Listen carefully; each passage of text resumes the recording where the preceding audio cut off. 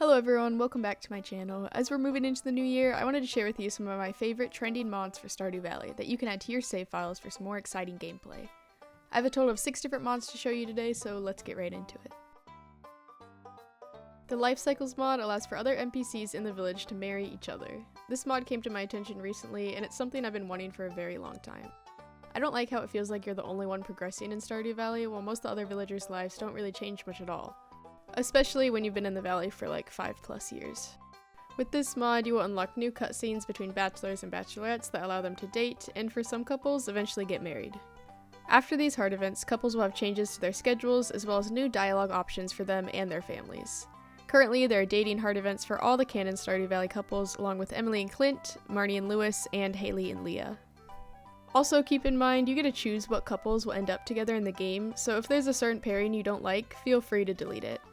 I recently added this mod to my new Perfection playthrough, and I kept most of the pairings except for some of the overlapping ones and the ones involving a person I'm probably going to marry. This is a great mod that adds more depth and progression to NPCs who would usually end up alone if you don't choose to marry them. And keep in mind, you can just delete couple folders after to reset their relationship status back to single, if you happen to change your mind. This quality of life mod will save you so much time when organizing your inventory. Pretty much at least once a day in Stardew Valley, you're gonna have to unload all of your items into a variety of chests, usually at the end of the day. If you're like me, you have a bunch of different chests for different items, and sorting through it all at the end of the day can be very exhausting. With the help of this mod, you're able to quickly sort your entire inventory into nearby chests. It's basically a quick sort feature that you see when opening a chest, but now there's one in your inventory, so you don't have to open every single chest, but rather quickly sort all your items with a single button. It also has this nice little icon to show you what chests are in range for sorting. And if you don't want to put certain items away, you can favorite them by holding left alt and clicking on them. You'll know it worked if the item has a little gold border. This is super helpful if you need 1 or 2 items to sell or craft, but want to put the rest away. Also, favorited items are locked from being accidentally thrown away, dropped, or shipped. So if you have an item you really don't want to lose, you should favorite it and make sure it stays safe. I myself have accidentally sold or trashed items that I didn't mean to because I wasn't paying attention, so I use this mod all the time. One last feature I love about this mod is the auto-organize button for chests. If you right-click the organize button on chests with this mod installed, every time you take or place items inside that chest, it will reorganize for you. I love having all my chests and items organized with as little hassle as possible, so for me, this mod is a huge time saver. I would also like to mention it is controller friendly with a special feature just for controller players to help make navigating your inventory a little bit easier. With this next mod, you can now see little fish swimming in the water. All the fish will be accurate to season, location, time, and weather too. So all the fish that you can see, you can catch. This can be pretty helpful if you don't want to take an extra trip to the wiki to see if the fish you're looking for can still be caught. And it can save you time from fishing for hours until the middle of the night just to realize that the octopus can't be caught after 1 PM. Really though, the main benefit for this mod is how beautiful it makes the rivers, lakes, and oceans look. Seeing all of the different fish really makes the water seem so much more alive and full. It's a fun little addition to the scarcely detailed vanilla waters of Stardew Valley. There isn't a whole lot to talk about with this one, but I would highly recommend it as one of my favorite useful visual mods that doesn't feel too much like cheating. Another fish-related mod here, the Stardew Valley Aquarium, is a relatively large mod that adds a huge new aquarium that you can fill with all the different types of fish that you catch. It also comes with a new beach that adds a bunch of non-giftable NPCs and fishing spots. On the outside of the aquarium, there are 3 different shops which expand in wares as you donate fish to the aquarium. There's several new fishing spots and a new little area where you can actually swim in the ocean water, which I think is pretty cool. On your first time visiting the aquarium, you will see a cutscene with a new NPC called the Curator. After receiving his letter in the mail, his cutscene will appear similar to the one in the museum when you first meet Gunther. He tells you that the Stardew Valley Aquarium isn't what it once was, because all the fish are gone. The only fish that remains is his own pet fish named Goldie, which has its own little portrait. He asks for your help and assures you that all the fish you donate will be safe and happy and live long lives. After you complete this cutscene, you can visit the aquarium anytime it's open and donate each fish only once. After you donate a fish, you can leave and re-enter the aquarium to see it swimming around in its new home.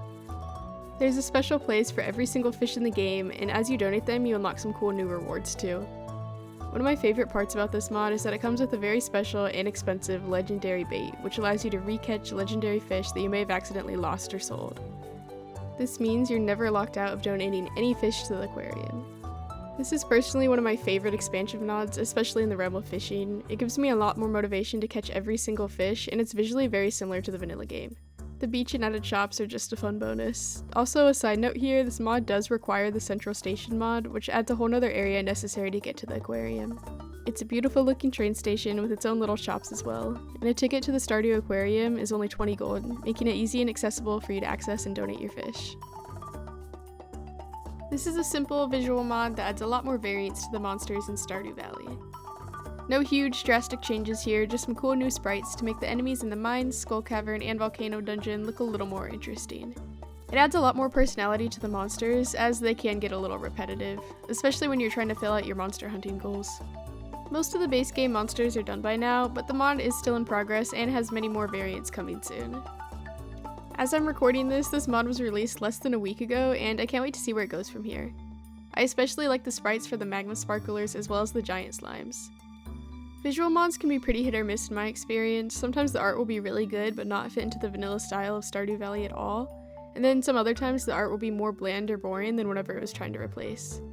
I think that this one does a great job of changing just enough to be interesting without completely replacing the monsters that we know with something entirely different. This is a great mod for anyone looking to spice up their gameplay a little bit more and make your next trip to the mines a little more interesting. This is a fun expansionary mod that adds a new bee house product and new items. After downloading this mod, bee houses will now have a chance to produce beeswax instead of honey. After shipping your first beeswax, you'll get 2 letters in the mail starting 2 new quests, one from Emily and one from Robin. After finishing Emily's quest, she sends you a letter in the mail with a new crafting recipe for a wax station. The wax station allows you to make scented soaps and balms. There is also an additional mod you can download that allows you to make candles as well. The mod is called Alpacas, which adds a new barn animal to the game that produces wool that can be made into yarn. Putting yarn and beeswax into a wax station can make candles, honey and wax make honey balm, oil and wax make unscented soap, and any flower with a wax makes colorful scented soap. I love these new products. The item sprites look so good, and it kind of reminds me of the pastel images from Fields of Mystria. Along with new items and quests, this mod also comes with 3 new cooking recipes: honey poached peaches, honey cake, and honey hasselback carrots. I personally discovered this mod recently, and it's now one of my favorite mods that add new artisan goods to the game. I always thought honey was a little underused in the vanilla game, and this makes me a lot more motivated to set up a honey farm. Thank you guys for watching. Let me know if there's any other trending mods you'd like me to cover in the next video. I'm still pretty new to YouTube, and I'm always looking for some good advice or feedback on my videos, so leave a comment down below and don't forget to like and subscribe. Thanks for watching. I'll see you guys in the next one.